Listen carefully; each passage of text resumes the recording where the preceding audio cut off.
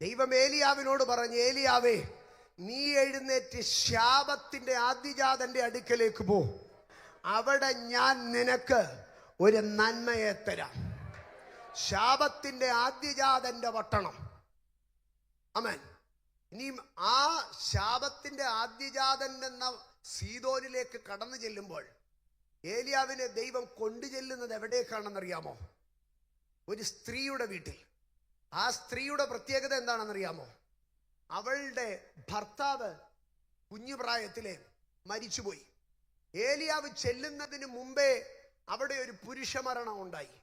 ഏലിയാവ് താമസിച്ചു കൊണ്ടിരുന്നപ്പോൾ അടുത്തതായിട്ടും അവിടെ എന്തുണ്ടായി? ഒരു പുരുഷമരണം. എന്ന് പറഞ്ഞാൽ നാട്ടുകാർ പറയാം, ആ പെണ്ണിന് എന്തോ വാഴത്തില്ല, പുരുഷൻ വാഴത്തില്ല. അവള് ജനിച്ചപ്പോഴേ അപ്പൻ ചത്തു, കെട്ടിച്ചു വിട്ട ഭർത്താവ് ചത്തു, ഇനി ഒരു മോനുണ്ട്, അവനും പോയി. ഈ സരപ്ത എന്ന് പറഞ്ഞാൽ പോർട്ട് സിറ്റിയാണ്, തുറമുഖ നഗരമാണ്. സമ്പന്നന്മാരാണ് എവിടെ താമസിക്കുന്നത്? പോർട്ട് സിറ്റിയിൽ, തുറമുഖ നഗരത്തിൽ താമസിക്കുന്നത്. ഒരു ദേശത്തിന്റെ ഏറ്റവും അധികം വളർച്ച വരുന്നത് എവിടെയാണെന്നറിയാമോ? തുറമുഖ നഗരത്തിലാണ്. കേരളത്തിൽ ഏറ്റവും വളർച്ച വന്നിരിക്കുന്നത് കോഴിക്കോട്, സ്തോത്രം, എറണാകുളം. എന്താണ് കാരണം? കോഴിക്കോടായിരുന്നു മുൻകാലങ്ങളിൽ, കോഴിക്കോടായിരുന്നു തുറമുഖ നഗരം. പിൽക്കാലത്ത് അത് എറണാകുളമായി. നിങ്ങൾ കാലാന്തരത്തിൽ ശ്രദ്ധിച്ചു നോക്കൂ, വിഴിഞ്ഞവുമായി ബന്ധപ്പെട്ട ഭാഗങ്ങളിൽ വലിയ വികസനങ്ങൾ വരും. കാരണം തുറമുഖങ്ങളാണ് എപ്പോഴും നഗരങ്ങളെ വിശാലപ്പെടുത്തുന്നത്. അപ്പൊ തുറമുഖ നഗരം. അപ്പൊ ഈ സരേഫാത്ത് ഒരു തുറമുഖ നഗരമാണ്. ഇതുപോലെ ഒരു പട്ടണത്തെ ഞാൻ നിങ്ങളെ കാണിക്കാം, നൈൻ എന്ന പട്ടണം. ആ നൈൻ എന്ന പട്ടണത്തെ കുറിച്ച് നമ്മൾ സൺഡേ സ്കൂളിലൊക്കെ പഠിക്കും. മതിലുള്ളതായ പട്ടണം ഏതായിരുന്നു? നൈൻ പട്ടണമായിരുന്നു. ഈ നൈൻ എന്ന പട്ടണം ചുറ്റിനും മതിലുണ്ടായിരുന്നു. A fortified city. എന്താണ് ഈ മതിലുള്ള പട്ടണം എന്ന് പറയുന്നത്? പാവപ്പെട്ടവർ താമസിക്കുന്ന ഇതാണെങ്കിൽ കുറെ വീടുകൾ അവിടങ്ങളിലായിട്ട് പണിത് വെക്കും. പക്ഷെ മതിലുള്ള പട്ടണം എന്ന് പറഞ്ഞാൽ നന്നായിട്ട് മതിലൊക്കെ കെട്ടിയെടുത്ത് നല്ല പ്രീ ഓർഗനൈസ്ഡ് ചെയ്ത പ്രീ പ്ലാൻഡ് സിറ്റി ആയിരിക്കും ഏത്? നല്ല കാശുകാരുടെ പട്ടണം. അപ്പൊ ഈ നൈൻ എന്ന പട്ടണം നല്ല കാശുകാർ മാത്രം താമസിച്ചിരുന്ന, ചുറ്റിനും മതിലൊക്കെ കിട്ടി ഒരു അറേഞ്ച്ഡ് കോളനി ആയിരുന്നു എന്ത്? ഈ നൈൻ എന്ന പട്ടണം. അപ്പൊ നൈനിലെ വിധവയുടെ ചരിത്രം നമ്മൾ എടുത്തു കഴിഞ്ഞാൽ വീട്ടുകാരൊക്കെ നല്ല കാശുകാരായിരുന്നു. പക്ഷെ അവളുടെ ജീവിതത്തിലും എന്താണ് സംഭവിച്ചതെന്നറിയാമോ? ഭർത്താവ് മരിച്ചുപോയി, പിന്നൊരുള്ള ആങ്കൊച്ചും മരിച്ചുപോയി. ഭർത്താവ് വാഴത്തില്ല, ശാപം അവിടെ കിടക്കുന്നത്. ഇനിയും കുറച്ചും കൂടെ വന്നാൽ ബഥാന്യയിലെ ഒരു വീടുണ്ട്. ബഥാന്യയിലെ ഒരു വീട്. ആ വീട്ടിലേക്ക് കടന്നു ചെന്ന് കഴിഞ്ഞാൽ 2 പെൺപിള്ളാരും ഒരു ആങ്കൊച്ചും. ഇവര് കൊച്ചു പ്രായത്തിലെ ഈ കുഞ്ഞുങ്ങൾക്ക് എന്ത് സംഭവിച്ചാണെന്നറിയാമോ? അപ്പനും അമ്മയും നഷ്ടപ്പെട്ടതാ. അതുകൊണ്ടാണ് യേശുവിന് ഇവരെയോട് ഇത്രയും സ്നേഹം ഉണ്ടായത്. അപ്പനും അമ്മയില്ലാത്ത 2 പെങ്കൊച്ചുങ്ങളും ഒരു ആങ്കൊച്ചുമുള്ള ഒരു പാവപ്പെട്ട വീട്, അനാഥ കുഞ്ഞുങ്ങളാ. നിങ്ങളൊന്ന് ചിന്തിച്ചു നോക്കിയേ, ആ കുഞ്ഞുങ്ങൾ എങ്ങനെയായിരിക്കും രാത്രി കിടന്നുറങ്ങിയത്? മറിയ ഇവിടെ കിടക്കും, മാർത്ത ഇവിടെ കിടക്കും, നടുക്കാര് കിടക്കും, ലാസറ് കിടക്കും. ആമേൻ. ഈ 3 കുഞ്ഞുങ്ങളും കൂടെ ഒരു കട്ടിലെ കെട്ടിപ്പിടിച്ച് കിടക്കും. മറിയയ്ക്ക് ഏറ്റവും ഇഷ്ടം ആരോടായിരിക്കും? മാർത്തയോടായിരിക്കുമോ ലാസറിനോടായിരിക്കുമോ? ലാസറിനോട്. മാർത്തയ്ക്ക് ഏറ്റവും ഇഷ്ടം ആരോടായിരിക്കും? ലാസറിനോട്. ചിലപ്പോ ഒരാൾ മൂത്തതും ഒരാൾ ഇളയതുമായിരിക്കും. ഇവനിങ്ങനെ എടി ചേച്ചി, എടി അനിയത്തി എന്നൊക്കെ വിളിച്ച് നടക്കും. സന്ധ്യയാകുമ്പോൾ മറിയ ലാസറിനെ വിളിക്കും, എടാ വെള്ളം കോരാൻ പോവാം. മാർത്ത പറയും, കൊച്ചനെ ഇപ്പം കൊണ്ടുപോകാൻ പറ്റത്തില്ല. ഇങ്ങനെ ഇവര് 2 പേരും കൂടെ എന്റേതാണെന്ന് പറഞ്ഞ് നടന്നതാ ലാസർ. കുറെ കഴിഞ്ഞപ്പോ ഒരു ദിവസം എന്ത് ചെയ്തു? ആണ് മരിച്ചു. മറിയ മരിച്ചില്ലല്ലോ, മാർത്ത മരിച്ചില്ലല്ലോ. അപ്പൊ അയൽവക്കക്കാരെല്ലാം ഒരു കാര്യം പറഞ്ഞു, ശാപവാ, ആണ് വാഴത്തില്ല. പക്ഷെ നിങ്ങൾ ശ്രദ്ധിച്ചോ, യേശു ഉയർപ്പിച്ച ലാസറിന്റെ വീടും യേശു ഉയർപ്പിച്ച നൈനിലെ വീടും, ഇത് രണ്ടും ഇവിടെ യേശു എന്തായിരുന്നു ചെയ്യുന്നത്? നാട്ടുകാർ പറഞ്ഞൊരു ശാപമുണ്ടല്ലോ, കേഴ്സ് ബ്രേക്ക് ചെയ്യുകയായിരുന്നു കർത്താവ്. ഇത് തന്നെയാണ് സരേഫാത്തിലേക്ക്, സീദോൻ എന്ന ശാപനഗരത്തിലേക്ക് ഏലിയാവിനെ കടത്തിവിട്ടിട്ട് ആ ശാപനഗരത്തിലെ, ശാപരാജ്യത്തിലെ ഒരു ശാപ വീട്ടിലേക്കാണ് ഏലിയാവിനെ കൊണ്ടുപോകുന്നത്. ഏലിയാവിന്റെ അടുക്കൽ ദൈവം പറഞ്ഞു, ഏലിയാവേ, ഞാൻ നിന്നെ അനുഗ്രഹിക്കാൻ പോകുന്നത് ശാപത്തിന്റെ കൊടുമുടിക്കകത്താണ്, ശാപത്തിന്റെ പടുകുഴിക്കകത്താണ് ഞാൻ നിന്നെ അനുഗ്രഹിക്കാൻ പോകുന്നത്. ഇന്ന് പകൽ നീ തിരിച്ചറിയണം, അനുഗ്രഹത്തിനകത്തു നല്ല ദൈവം നിനക്കൊരു അനുഗ്രഹം തരാൻ പോകുന്നത്. ശാപത്തിനകത്തു നിന്നാണ് ദൈവം നിനക്കൊരു അനുഗ്രഹം തരാൻ പോകുന്നത്. തീക്കൽ പാറയിൽ നിന്നാണ് അവൻ നിനക്ക് വെള്ളം തരാൻ പോകുന്നത്. മല്ലനിൽ നിന്നാണ് അവൻ നിനക്ക് മാധുര്യം തരാൻ പോകുന്നത്. ഭോക്താവിൽ നിന്നാണ് അവൻ നിനക്ക് ഭോജനം തരാൻ പോകുന്നത്. സ്തോത്രം. ഞാൻ മുമ്പോട്ട് പോകാം. അപ്പം സീദോനിലേക്ക്, ശാപത്തിലേക്ക് ദൈവം ഏലിയാവിനെ എഴുന്നേൽപ്പിച്ചു വിട്ടു, ഏലിയാവിനെ ബ്ലസ് ചെയ്യാൻ. അടുത്ത ഭാഗത്തിലേക്ക് വരുമ്പോൾ ആമേൻ, ഈ സീദോന്റെ രണ്ടാമത്തെ പ്രത്യേകത എന്ന് പറഞ്ഞാൽ, ന്യായാധിപന്മാരുടെ പുസ്തകം 1-ാം അധ്യായത്തിലേക്ക് കടന്നു വരുമ്പോൾ, ന്യായാധിപന്മാരുടെ പുസ്തകം 1-ാം അധ്യായം ആരംഭിക്കുന്നത് ഇസ്രായേല്യരുടെ ബലഹീനതകളെ കുറിച്ച് പറഞ്ഞുകൊണ്ടാണ്. ആ ബലഹീനതകളെ കുറിച്ച് പറഞ്ഞു വരുമ്പോൾ, ആശേർ ഗോത്രത്തിന് പറ്റിയ ഒരു ബലഹീനത, അതിന് ഓരോ വാക്യങ്ങളിലും അങ്ങനെയാണ് നമുക്ക് കാണുവാൻ കഴിയുന്നത്. അവരുടെ കഴിവുകേട്, ബലഹീനതയല്ല, അവരുടെ കഴിവുകേട്. 1-ാം അധ്യായം അതിന്റെ 31-ാം വാക്യത്തിലേക്ക് വരുമ്പോൾ, ആശേർ ഗോത്രക്കാർ അക്കോവിലും സീദോനിലും അഹ്ലാബിലും അക്സീബിലും ഹെൽബയിലും അഫീക്കിലും രഹോവിലും പാർത്തിരുന്നവരെ നീക്കിക്കളഞ്ഞില്ല. അവരെ നീക്കിക്കളയാതെ ആശേര്യർ ദേശനിവാസികളായ കനാന്യരുടെ ഇടയിൽ പാർത്തു. 29-ാം വാക്യം വായിച്ചേ. എഫ്രൈമ്യർ ഗേസരിൽ പാർത്തിരുന്ന കനാന്യരെ നീക്കിക്കളഞ്ഞില്ല. 30-ാം വാക്യം വായിച്ചേ. സെബൂലൻ കിത്രോനിലും നഹലോലിലും പാർത്തിരുന്നവരെ നീക്കിക്കളഞ്ഞില്ല. 33 വായിച്ചേ. നഫ്താലി ബേത് ഷേമേശിലും ബേത് അനാത്തിലും പാർത്തിരുന്നവരെ നീക്കിക്കളഞ്ഞില്ല. അപ്പോൾ 7 ജാതികളെ 31 രാജാക്കന്മാരെയും കീഴ്പ്പെടുത്തുവാൻ തക്കവണ്ണം ഇവർ കടന്നുപോയെങ്കിലും സംഭവിച്ച യാഥാർത്ഥ്യം എന്താണെന്നറിയാമോ? ഇവർക്ക് ചിലരെ ഒന്നും നീക്കിക്കളയാൻ കഴിഞ്ഞില്ല. അപ്പോ പിതാക്കന്മാർക്ക് ജയിക്കാൻ കഴിയാതിരുന്ന പട്ടണമാണ് ഏത്? സീദോൻ എന്ന പട്ടണം. ആശേർ ഗോത്രക്കാർക്ക് സീദോനിലുള്ള കനാന്യരെ എന്ത് ചെയ്യാൻ കഴിഞ്ഞില്ല? നീക്കിക്കളയാൻ കഴിഞ്ഞില്ല. എന്ന് പറഞ്ഞാൽ സീദോനെ മുഴുവനുമായിട്ട് പിടിച്ചെടുക്കാൻ കഴിഞ്ഞില്ല. നിന്റെ പിതാക്കന്മാർക്ക് ചിലതിന് മേളിൽ ജയിക്കാൻ കഴിഞ്ഞില്ല. പിതാക്കന്മാർ തോറ്റ മണ്ണെന്ന് തന്നെ ഞാൻ പറയും. എന്നാൽ പിതാക്കന്മാർ തോറ്റ മണ്ണിലേക്ക് ഇപ്പോൾ ദൈവം ഏലിയാവിന്റെ അടുക്കൽ പറയുക, നിന്റെ അപ്പൻ തോറ്റ മണ്ണിലേക്ക് നീ ഒന്ന് കേറി ചെല്ല്, അവിടെ ഞാൻ നിന്നെ അനുഗ്രഹിക്കാം. ഇന്നു പകൽ ആർക്കെങ്കിലും അതിനകത്ത് ധൈര്യമുണ്ടോ? എൻ്റെ അപ്പന് കൈപൊള്ളിയ മേഖലയ്ക്കകത്ത് ഞാൻ മാനിക്കപ്പെടും. എൻ്റെ അപ്പൻ തോറ്റ മണ്ണിൽ ഞാൻ അനുഗ്രഹിക്കപ്പെടും. എൻ്റെ അപ്പൻ ചെയ്ത പണിക്ക് എൻ്റെ അപ്പൻ സുവിശേഷ വേലയ്ക്ക് ഇറങ്ങി ഒത്തിരി നിന്ന സഹിച്ചു, അതുകൊണ്ട് ഇനി എനിക്കാ വേല വേണ്ട എന്ന് പറയുകയല്ല. എൻ്റെ അപ്പൻ ഇന്ന ദേശത്ത് പോയി ഒത്തിരി സങ്കടപ്പെട്ടോ, അതുകൊണ്ട് ഇനി ഞാൻ അങ്ങോട്ടേ ഇല്ല എന്ന് പറയുകയല്ല. നിന്റെ പിതാക്കന്മാർ പരാജയപ്പെട്ട ഇടത്ത് നിന്നെ കൊണ്ടൊരു മഹത്വത്തെ എടുക്കുവാൻ അപാചരം പ്രവർത്തനാദി ഇന്ന് പകൽ എത്ര പേർ വിശ്വസിക്കുന്നു?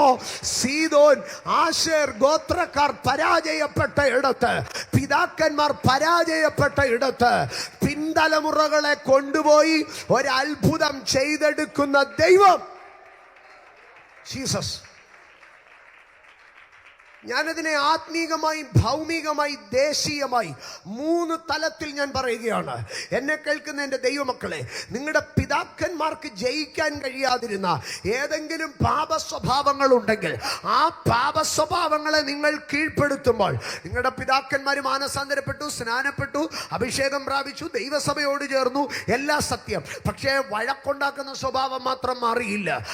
രഹസ്യമായിട്ട് പുകവലിക്കുന്ന സ്വഭാവം മാത്രം മാറിയില്ല.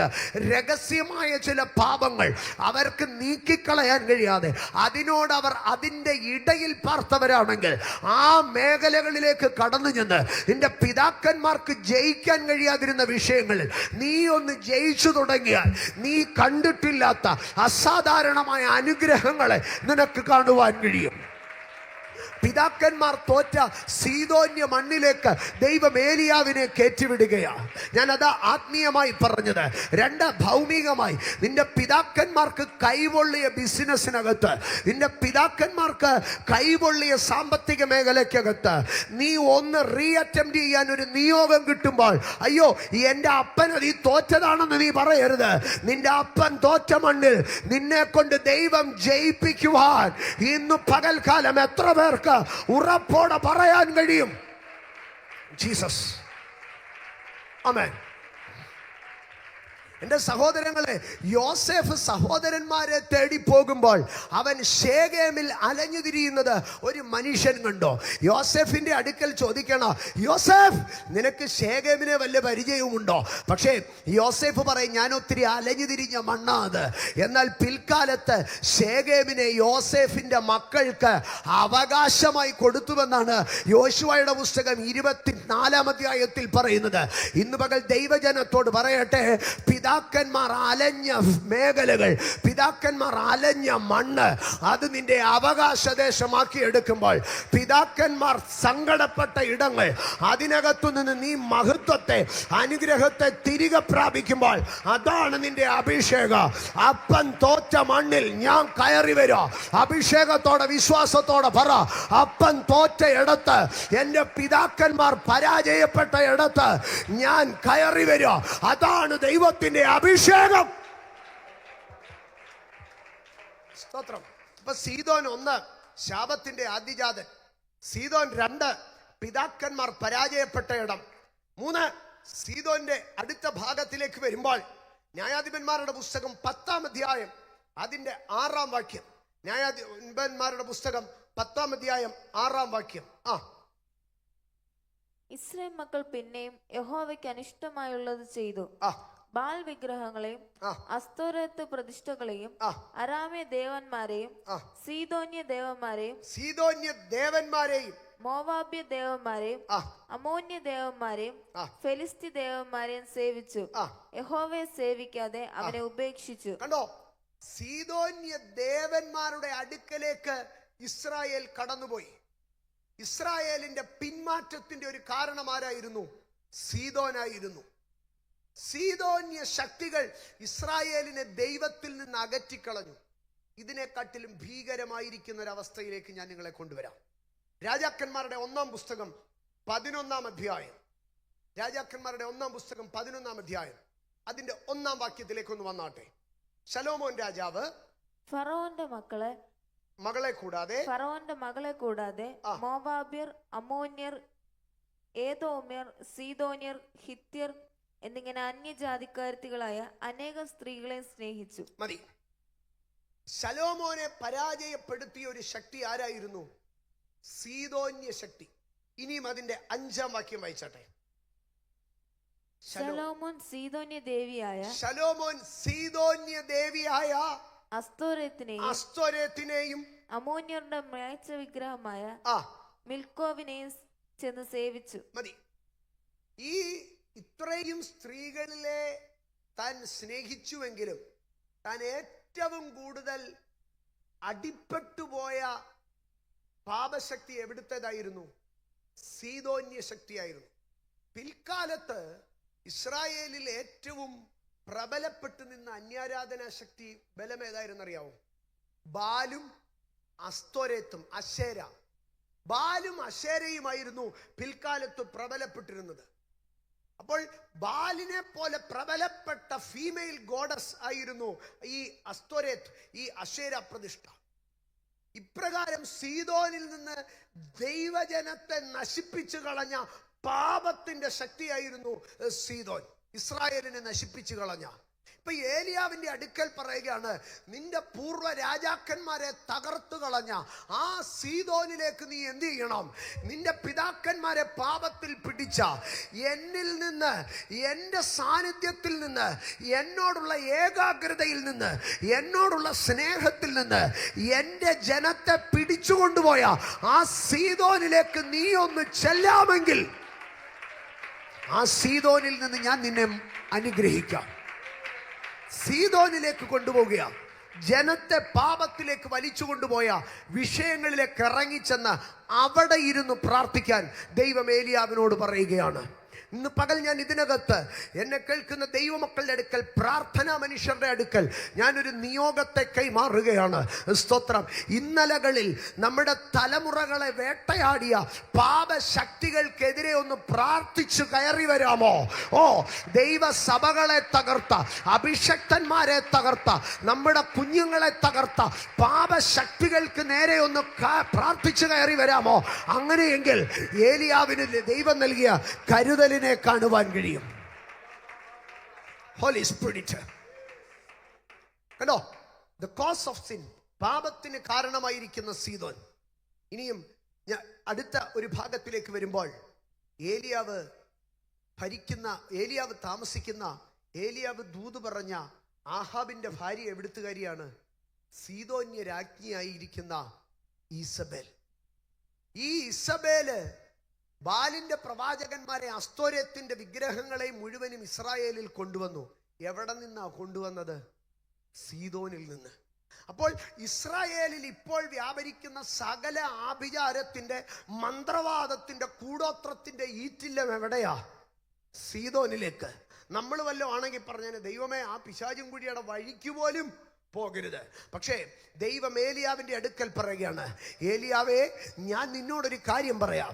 നിന്റെ രാജ്യത്തെ ദൈവത്തിൽ നിന്ന് അകറ്റിക്കളയുന്ന, നിന്റെ രാജ്യത്തെ പൈശാചിക മണ്ഡലത്തിന് ഒതുക്കിക്കളയാൻ തക്കവണ്ണം വെച്ചാരാധനയുടെ, കുടിദൈവങ്ങളുടെ, ആഭിചാരങ്ങളുടെ, ദുർമൂർത്തികളുടെ താവളമായിരിക്കുന്ന ആ ക്ഷുദ്രക്കോട്ടയുടെ, ആഭിചാര കോട്ടയുടെ ഈറ്റില്ലത്തിലേക്ക് നീ ഒന്ന് കയറിപ്പോ. ഞാൻ അതിനകത്തിട്ട് നിന്നെ മാനിക്കാം, ഞാൻ അതിനകത്തിട്ട് നിന്നെ പുലർത്താം. ഇന്ന് പകൽ അഭിഷക്ത ദൈവജനമേ, ദൈവത്തിന്റെ പ്രഭുക്കന്മാരെ, ആഭിചാരത്തെ ഭയപ്പെട്ട് ഒതുങ്ങുന്നവനല്ല, ആഭിചാരത്തെ പേടിച്ചോടുന്നവനല്ല, ആഭിചാരത്തിന്റെ കോട്ടയ്ക്കകത്തേക്ക് കയറി, മന്ത്രവാദത്തിന്റെ കോട്ടയ്ക്കകത്തേക്ക് കയറി, പ്രാർത്ഥനാ മുറിക്കകത്ത് ആമേൻ അന്ധകാര ശക്തികളെ വെടിവെച്ച് ആമേൻ വെട്ടിക്കളയാൻ കഴിയുന്നവനാണ് ഒരു ഏലിയാവിന്റെ അഭിഷേകം വ്യാപരിക്കുന്നത്. ഇന്ന് പകലാധരം തുറന്ന് ദൈവത്തിന്റെ സന്നിധിയിൽ പ്രാർത്ഥിക്കുന്ന ദൈവജനം ആത്മമണ്ഡലത്തിൽ സീദോന്യ നഗരങ്ങളിലേക്ക്, സീദോന്യ കോട്ടകളിലേക്ക് കയറി ചെല്ലട്ടെ. നീ സീദോനിനകത്തു നിന്ന് ഒരു അഭിഷേകത്തിൽ നന്മയെ പ്രാപിക്കും. ലബോലഹർത്തേനിയ ജാൽക്കറ്റലി മറാസത്തേനിയ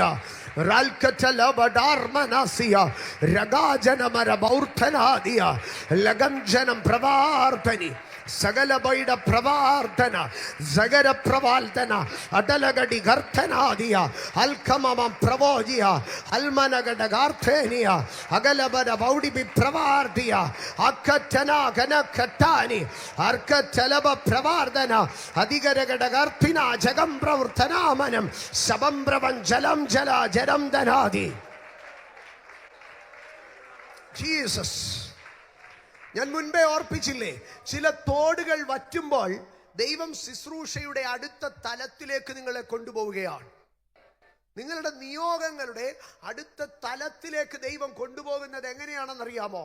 ചില തോടുകൾ വറ്റുമ്പോഴാണ്. ഇന്ന് പകൽക്കാലം ശുശ്രൂഷാ മണ്ഡലത്തിൽ, വ്യക്തി ജീവിതത്തിൽ ചില ക്രൈസിസുകൾ വരുമ്പോൾ, ക്രൈസിസ് അല്ല മാറേണ്ടിയത്, നിന്റെ റൂട്ടാണ് മാറേണ്ടിയത്. ഓ, ക്രൈസിസ് അല്ല മാറേണ്ടിയത്, നിന്റെ റൂട്ടാണ് മാറേണ്ടിയത്. നീ പ്രാർത്ഥിച്ച് പിന്നെയും കെരീത്തിൽ വെള്ളം വരുത്തുകയല്ല വേണ്ടത്. നീ പ്രാർത്ഥിച്ച് പിന്നെയും കാക്കെ മടക്കി വരുത്തുകയല്ല വേണ്ടത്. നീ പ്രാർത്ഥിച്ച് നിയോഗത്തിന്റെ അടുത്ത സ്ഥലം കണ്ടെത്തുകയാണ് വേണ്ടത്. ഇന്ന് പകൽ എത്ര പേർ പറയോ, ഞാൻ കെരീത്തിൽ ഒതുങ്ങത്തില്ല, ഞാൻ കെരീത്തിനപ്പുറത്തേക്ക് കടക്കും.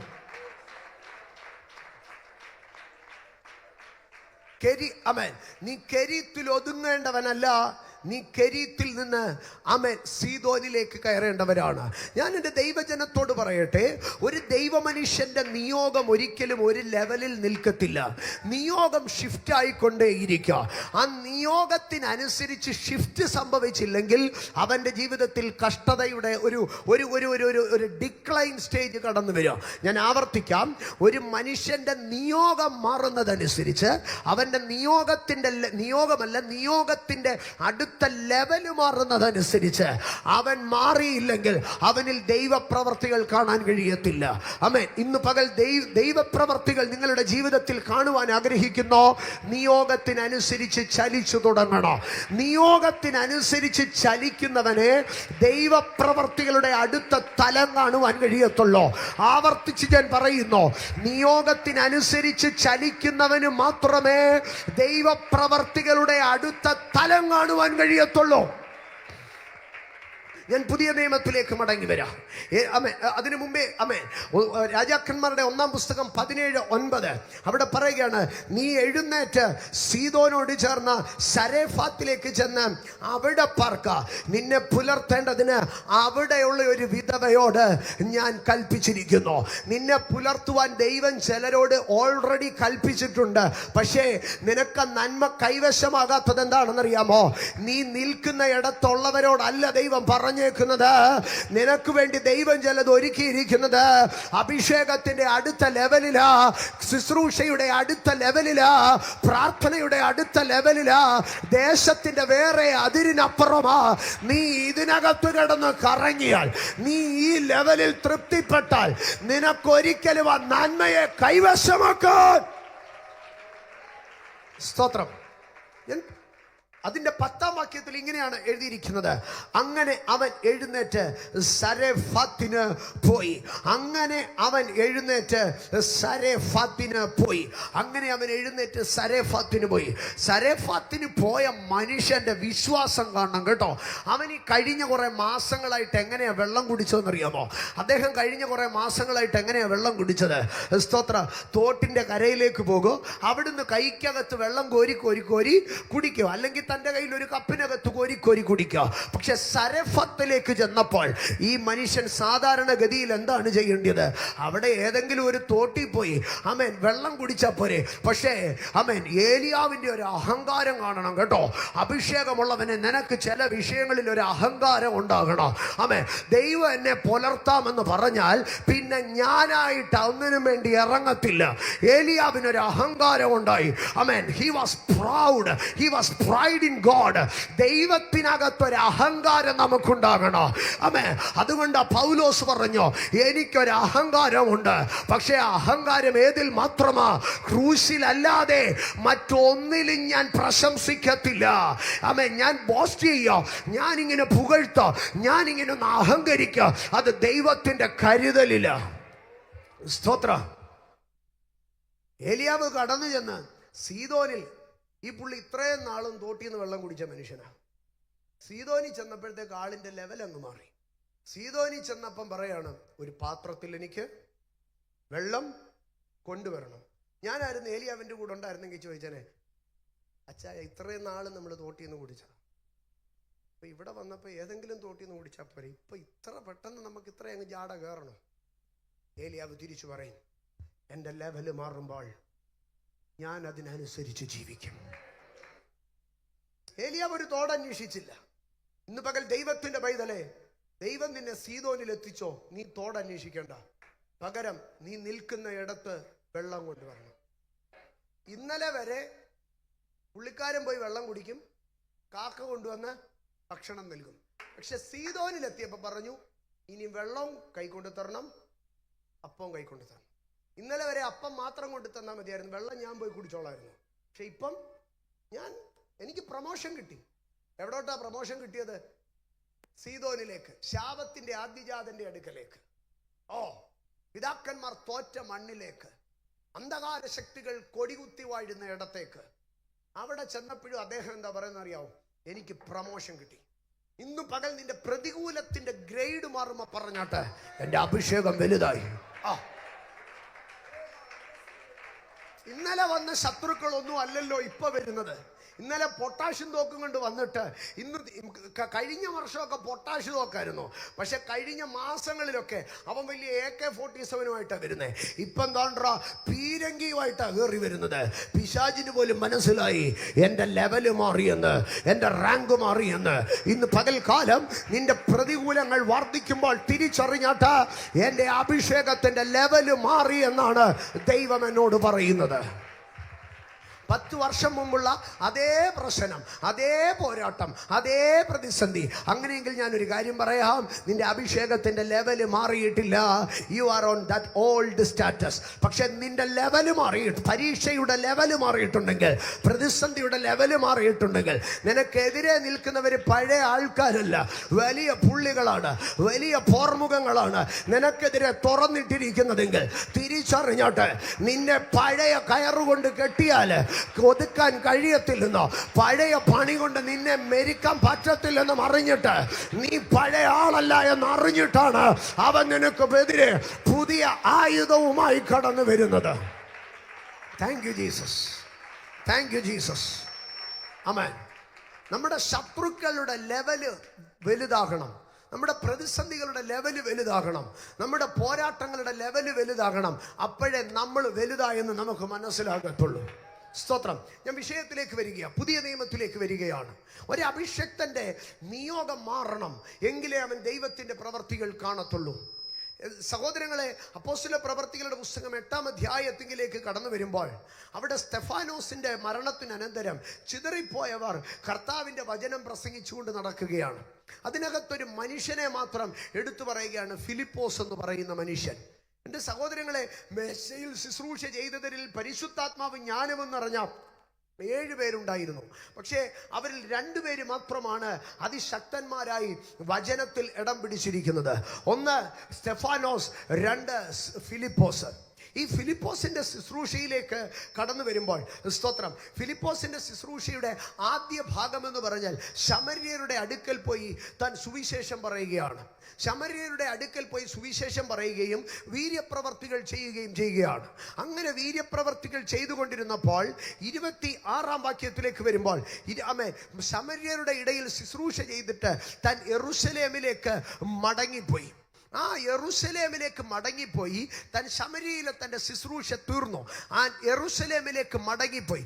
ആ മടങ്ങിപ്പോയ ആ ദിവസങ്ങളിൽ, ആ രാത്രികളിലൊന്നിൽ ദൈവം ഫിലിപ്പോസിന്റെ അടുക്കൽ വന്നിട്ട് പറഞ്ഞു, ഫിലിപ്പോസ്, നീ ഒന്ന് എഴുന്നേൽക്കണം. നീ ശമര്യയിൽ ശുശ്രൂഷിച്ചു, ശരിയാണ്, നീ അത്ഭുതങ്ങൾ ചെയ്തു, ശരിയാണ്, നിനക്കിന്നൊരു ശുശ്രൂഷയുണ്ട്. പക്ഷേ നീ ശുശ്രൂഷയുടെ ഈ ലെവലിൽ നിന്ന് നീ എന്ത് ചെയ്യണം? നീ ഒന്ന് എഴുന്നേൽക്കണം. ഇന്ന് പകൽക്കാലം ദൈവ ജനത്തോട്, അഭിഷക്ത പ്രഭുക്കന്മാരോട് ഞാൻ പറയുകയാണ്, നിനക്കൊരു ശുശ്രൂഷയുണ്ട്, നീ സുവിശേഷം പറയുന്നുണ്ട്, നീ അത്ഭുതങ്ങൾ ചെയ്യുന്നുണ്ട്, നീ ദൂതുകൾ പറയുന്നുണ്ട്. പക്ഷേ ഇപ്പോഴുള്ള നിന്റെ ശുശ്രൂഷ തലത്തിൽ നിന്ന് നീ ഒന്ന് എഴുന്നേൽക്കണം. നീ എഴുന്നേറ്റിട്ട് എന്ത് ചെയ്യണം? യെരൂശലേമിൽ നിന്ന് ഗസയ്ക്കുള്ള നിർജ്ജനമായ വഴിയിലേക്ക് പോവുക. ആമേൻ. ശുശ്രൂഷയിൽ എഴുന്നേറ്റിട്ട് എങ്ങോട്ടാണ് പോകുന്നത്? നിർജ്ജനതകളിലേക്ക്, ഏകാന്തതകളിലേക്ക് പോവുക. ഇന്ന് പകൽ ഞാൻ എൻ്റെ ദൈവജനത്തോട് പറയട്ടെ, ശുശ്രൂഷയുടെ വളർച്ച, അഭിഷേകത്തിന്റെ വളർച്ച കൂട്ടുകാരുടെ കൂടെയല്ല, ജീവിതത്തിന്റെ ഒറ്റപ്പെടലുകൾക്കകത്താണ്. ദൈവം ഫിലിപ്പോസിന്റെ അടുക്കൽ പറയുകയാണ്, ഫിലിപ്പോസ്, നിന്നെ ഒറ്റയ്ക്ക് നടത്താൻ പോവുകയാണ്. ഇന്ന് പകൽക്കാല ജീവിതത്തിന്റെ ചില ഒറ്റപ്പെടലുകളുടെ വാതിലുകൾ തുറന്നു നിൽക്കുമ്പോൾ, ഏകാന്തതയുടെ വാതിലുകൾ തുറന്നു നിൽക്കുമ്പോൾ, വിശ്വാസത്തോടെ കൈയടിച്ചത് സ്വീകരിച്ചാട്ട് അതെന്റെ ശുശ്രൂഷയുടെ അടുത്ത തലം തുറക്കുവാനാണ്.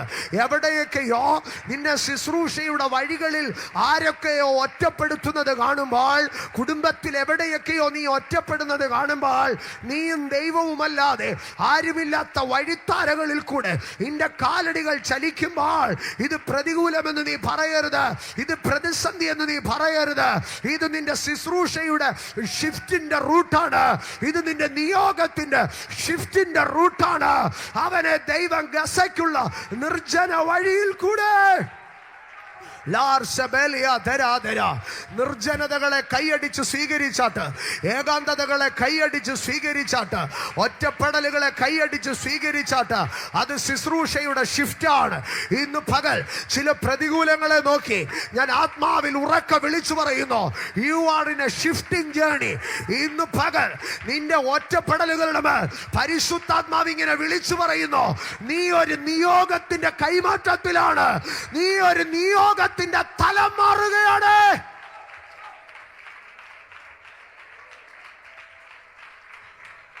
ഇത് നീ അവസാനിക്കുന്ന സമയമല്ല. നിന്റെ നിർജ്ജനതകളിൽ നീ ഒതുങ്ങുന്ന സ്ഥലമല്ല, പകരം നിന്റെ നിയോഗത്തിന്റെ അടുത്ത ലെവലിലേക്ക് പോവുകയാണ്. നിർജ്ജനതകളിൽ കൂടി കടന്നുപോയ ഫിലിപ്പോസ് ഇപ്പോൾ ആരോടാണ് അടുത്ത ലെവലിൽ നിൽക്കുന്നത് അറിയാമോ? യെരൂശലേമിൽ ഇരുന്ന മനുഷ്യൻ എത്യോപ്യയിലെ സർക്കാർ വെഹിക്കിളിൽ കയറുകയാണ്. ഇന്ന് പകൽക്കാലം ദൈവത്തിന്റെ പൈതലേ, ദൈവം ഫിലിപ്പോസിനെ ആമേൻ യെരൂശലേമിൽ നിന്ന് പൊക്കിയെടുത്തോ, ഏകാന്തതയിൽ കൂടെ നടത്തി. അടുത്തത് ഫിലിപ്പോസിനെ കാണുന്നത് എവിടെയാണെന്നറിയാമോ?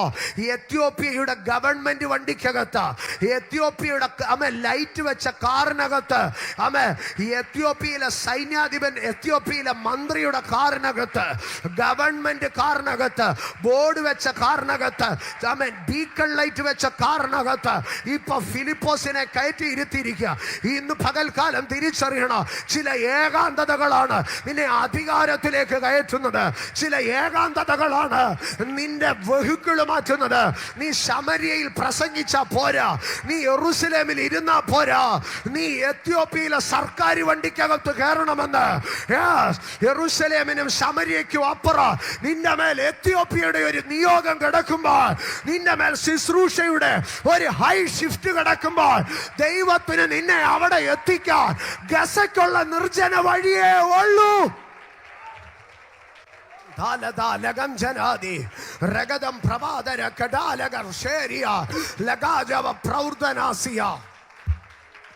ഫിലിപ്പോസ് ചോദിക്കാം, ഫിലിപ്പോസിന് ദൈവത്തോട് ചോദിക്കാം, കർത്താവേ, ഈ ഷണ്ണൻ ഈ എത്യോപ്യയില് എന്തിനാ എന്നെ ഈ ഒറ്റയടി പാതയിൽ കൂടെ നടത്തുന്നേ?